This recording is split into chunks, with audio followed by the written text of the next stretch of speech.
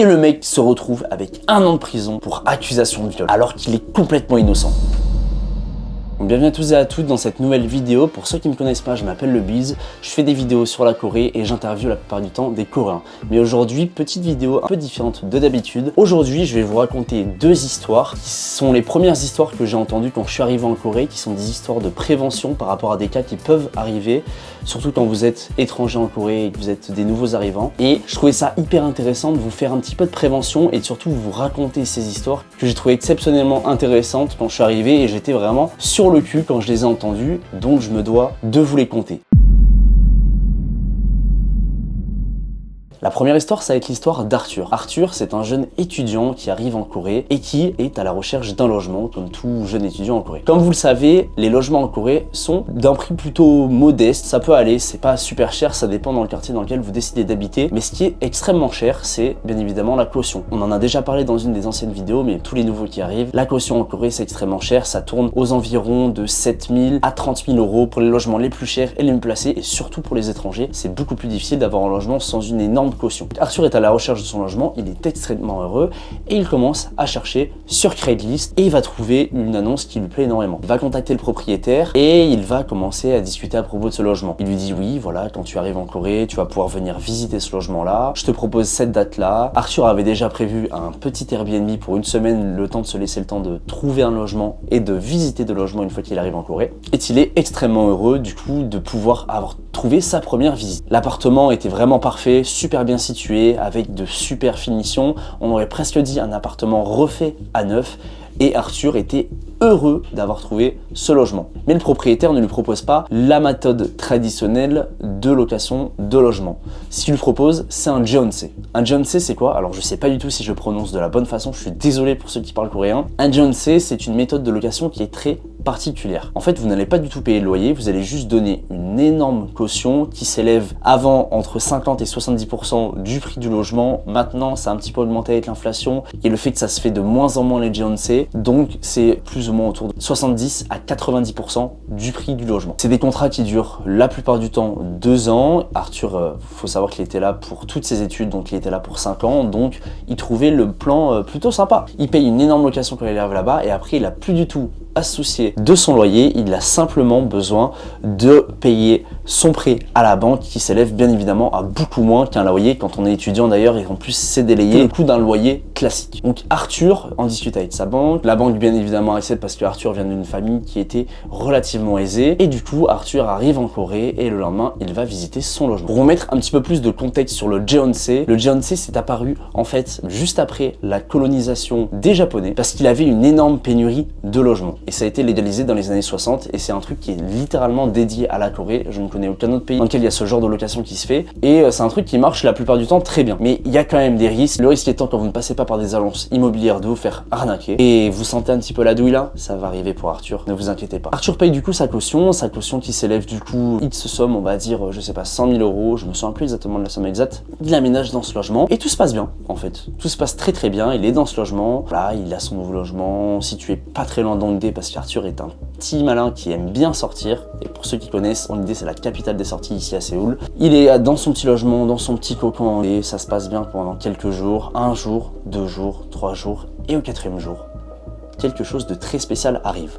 Faut savoir qu'en Corée, ici, il n'y a pas de clé pour les 3/4 des logements, il me semble, même tous les logements, et vous avez juste un petit digicode à l'entrée qui vous permet d'entrer. Et du coup, le propriétaire ne vous remet pas du tout les clés en main propre, mais vous donne simplement, avec un petit message cacao, votre petit code. Voilà, donc vous recevez votre petit message, hop, pour rentrer, c'est le 1490, voilà, par exemple. Et vous, en fait, Arthur entend, quand il est chez lui, il est en train de se reposer, c'est un mercredi après-midi, il entend bip, bip, bip, bip, et là, la porte se déverrouille. Mais qui ça peut bien être? C'est très étrange parce qu'Arthur vient d'aménager il y a 4 jours et quelle ne fut pas sa stupéfaction quand il arrive devant l'entrée avec, du coup, il voit une autre personne avec des bagages essayer de rentrer dans son appartement. En train d'entrer, il est carrément en train de se déchausser le boule. C'est une dinguerie. Là, il est face à la scène, il fait mais qu'est-ce que tu fous chez moi, tu vois? Le mec, il commence un petit peu à s'énerver. Il repousse un petit peu à l'extérieur, mais il dit attends, mais comprends pas, comment ça, qu'est-ce que tu fous chez moi? Toi, qu'est-ce que tu fous chez moi? Donc les 2 hommes discutent et en fait ils se rendent compte, malheureusement, que chacun d'entre eux ont payé un jeonse au propriétaire. Et là, vous sentez vraiment la douille. Donc en fait, les 2 hommes discutent, Ils se disent putain mais c'est pas possible, ils essaient de contacter le propriétaire, ça doit être une erreur, le propriétaire ne répond pas. Il répond pas au bout de 20 minutes, 30 minutes, 1 heure. Ils se disent, enfin là ok, là il y a vraiment une douille. Là il se passe vraiment quelque chose, on est en train de se faire baiser. Ce sera bipé au montage. Les deux jeunes hommes vont du coup bien évidemment à la police, ils essaient de retrouver d'où vient le propriétaire, ils essaient de donner des noms, mais en fait ils voient que le propriétaire s'est renseigné sous un faux nom. Du coup c'est un vrai défi pour la police pour retrouver ce propriétaire-là. Les deux locataires engagent donc des avocats pour engendrer des démarches juridiques pour récupérer leur dépôt de garantie. Et bien évidemment le processus est hyper long et très coûteux et bien évidemment encore plus long vu que vous êtes des étrangers. Voilà, c'est la fin de cette histoire, je sais pas ce que vous en avez pensé. Moi, la première fois que je suis arrivé ici et qu'on m'a raconté cette histoire-là, je n'avais pas encore de logement, j'étais même pas au courant que ça existait ce genre de truc, les J-on-C. Quand on m'a dit ça, je me suis dit bon bah c'est mort, je vais jamais faire ça. Et en plus, on a fait le choix de passer par une agence immobilière qui était un des meilleurs choix qu'on a pu faire parce qu'en plus de pouvoir nous présenter des contrats qui sont vraiment très bien écrits, qui sont vraiment très simples à comprendre, en plus on nous l'explique. Ils sont là pour nous aider dans nos démarches à chaque fois pour payer le loyer, l'électricité, le gaz, payer bien évidemment un tout petit peu plus cher et il y a eu des frais d'agence, mais en tout cas on est parfaitement encadré à ce niveau-là et on n'a pas de problème. Cette histoire-là, elle va principalement toucher du coup les étrangers, donc vous qui regardez cette vidéo, vous êtes probablement français et non pas coréen, et vous avez peut-être déjà entendu parler de ce genre d'histoire en France. On va parler de Jason cette fois-ci. Jason, c'est un soldat américain, il faut savoir qu'il y a énormément d'Américains ici en Corée parce que il y a pas mal de petites bases américaines de l'armée et du coup on a des soldats américains qui viennent en Corée, qui font du coup leur service. Je sais pas en détail ce qu'ils font exactement, mais en tout cas je sais qu'ils viennent en Corée et voilà, qui bossent pour l'armée. Et ils se retrouvent, du coup, la plupart du temps, les week-ends. Moi, j'en vois énormément à Hongdae, parce que Hongdae, c'est également le quartier, en plus d'être la capitale des sorties à Séoul, le quartier où il y a énormément de clubs hip-hop. Et donc, évidemment, américain, hip-hop, ça va souvent ensemble. Jason est donc avec ses amis, il sort dans un de ces clubs hip-hop là à Hongdae, bien évidemment il est sous alcool, il a un petit peu bu, faites attention de pas trop boire d'alcool pour la santé, à consommer avec modération. Et Jason du coup rencontre une fille qui est au premier abord extrêmement mignonne, qui a l'air très intéressée par Jason, et du coup ils discutent, voilà, ils commencent du coup à se rapprocher un petit peu en boîte, ils dansent ensemble, vous connaissez la routine, et la fille lui fait du rentre dedans. Elle lui dit oui vas-y, viens, prends un taxi, viens, va à l'hôtel et tout, j'ai trop envie de toi, blablabla. Ok.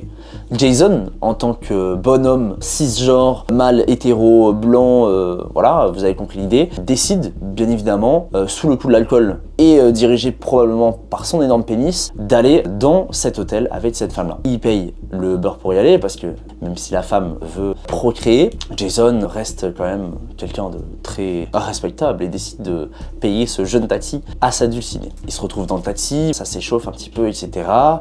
Ils arrivent à l'hôtel. Jason, toujours en tant que grand gentleman, décide de payer l'hôtel, la chambre d'hôtel. Elle lui dit oui, vas-y, paye, voilà, ça va bien se passer, t'inquiète, je vais te mettre bien. T'as jamais testé les coréennes, moi je vais te mettre bien, tu vas voir, je suis pas du tout timide au lit. Elle lui fait du rentre dedans, elle lui dit voilà, tu vas passer la soirée de ta vie, même aux US ça fait pas ça. J'ai fait 3 ans de breakdance, enfin bref, t'as compris, c'est une dinguerie quoi. Elle lui vend du rêve. Voilà, donc on va peut-être pas détailler ce qui se passe exactement dans cette chambre d'hôtel, mais en tout cas, ça procrée. Voilà, il y a des enfants, il y a un peu de sperme sur les murs là, il se passe pas mal de choses. Jason est très heureux, il rentre chez lui le lendemain, il décide pas spécialement de garder contact avec la personne et continue sa vie. Et une semaine après, quelle ne fut pas sa stupéfaction quand la police vient le récupérer chez lui. Et il lui dit, monsieur, voilà, vous êtes accusé de viol. Il dit, mais attends, comment ça? Qu'est-ce que j'ai fait? Je comprends pas, que ce type... Enfin, j'ai qui, non? Enfin, moi, j'ai pas fait ce genre de choses. Enfin, je comprends pas. Pourquoi vous m'accusez de ça? Voilà, on a cette jeune dame qui est venue déposer plainte. Apparemment, vous auriez abusé d'elle sous alcool. Vous l'avez clairement V-word. Et il faut savoir qu'en Corée, en plus de bien s'être fait baiser par la meuf, quand vous allez avoir un problème en Corée avec un Coréen d'un côté et un étranger, malheureusement, la parole du Coréen, surtout d'une femme coréenne par rapport à un homme étranger, elle prendra toujours le dessus sur la vôtre. Et qui plus est, le problème en plus, je sais pas si vous l'avez remarqué, c'est que Jason a payé pour le Uber et Jason a payé pour l'hôtel. Donc Jason s'est retrouvé, après cette histoire-là, à faire 1 an de prison en Corée, si ce n'est plus, à cause du coup d'une fausse accusation. Et du coup, c'est quoi l'objectif de la meuf à faire ça? Eh bien, j'en ai aucune idée. Voilà, c'était la fin de cette petite anecdote. J'espère qu'elle vous aura plu. Ce sont des histoires qu'on m'a contées une fois que je suis arrivé en Corée. Je trouvais ça hyper intéressant de vous les faire partager pour faire un petit peu de prévention à ce niveau-là. Bon, c'est des histoires qui sont pas du tout drôles pour le coup, mais j'espère que vous aurez quand même passé un bon moment. Pour ceux qui ont énormément envie de venir en Corée, au moins vous connaissez ces deux cas de figure-là. C'était le Bids. J'espère que cette vidéo vous aura énormément plu. Moi, ça m'a fait vraiment kiffer de faire ce genre de vidéo où je vous conte un petit peu une histoire. Comme d'habitude, si la vidéo vous a plu, n'hésitez pas à liker, commenter et à vous abonner. C'était le Bigs et on se retrouve très bientôt pour une prochaine vidéo. Semaine prochaine, ce sera soit un Seoul Street Talk, soit peut-être une autre vidéo exclusive cette semaine en plus, parce que ces vidéos-là, ça me prend pas super longtemps à en faire en vrai, j'ai juste besoin de les écrire, et ensuite je vous fais un petit FaceTime où on en discute un petit peu. Je sais pas du tout combien de temps ça va me prendre à les monter, bref, je parle un petit peu trop. C'était le Bigs, on se retrouve très bientôt, et ciao.